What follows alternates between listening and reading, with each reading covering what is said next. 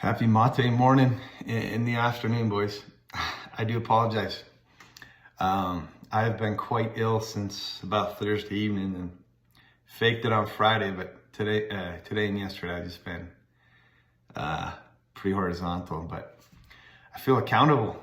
I didn't want to miss out on this. And I don't know about you, but I am one of the more wimpy sick guys. If I'm not stone cold sleeping, then I'm thinking the world's coming to an end and woe is me.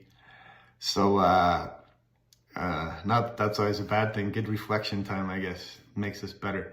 But in part of my reflections, just a brief little side note to start off with, I want to thank Dan. He's the reason I'm here. This is the very first gourd I bought, going on 15 years ago now, East London, Ontario.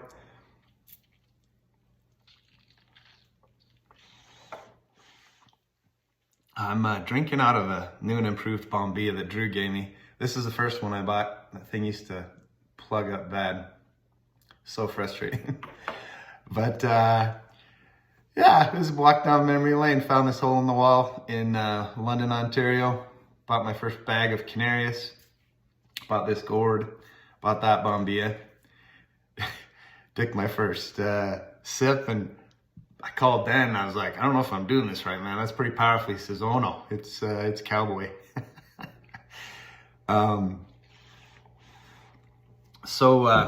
Anyways, props to Dan. I wonder if he's the reason we're all here. I may have already said that. My head's kind of spinning. Also, part of my illness, I've had some time to read in this book about a while back. Gerald Lund wrote this book years ago, The Second Coming of the Lord. And then this is his kind of new and improved one with some updates and stuff.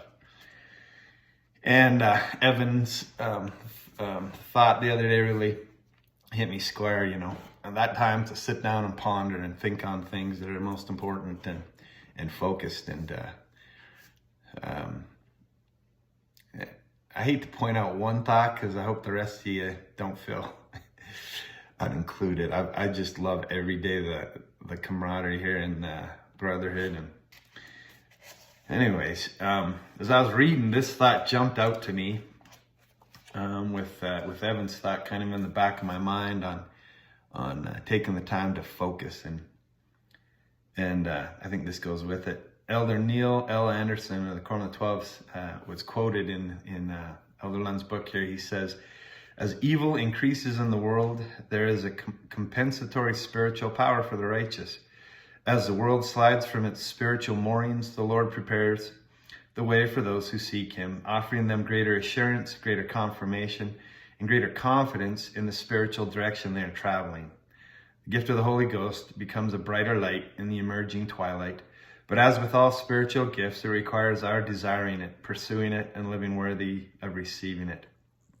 I emphasize once again, as evil increases in the world, the Lord does not leave us on the same footing.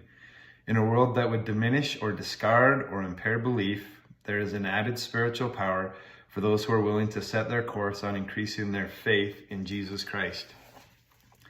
And I'm grateful for your guys' examples in increasing our faith in Jesus Christ. I think that's been our focus, man, is let's improve ourselves. Let's encourage each other. Let's stay focused on God. And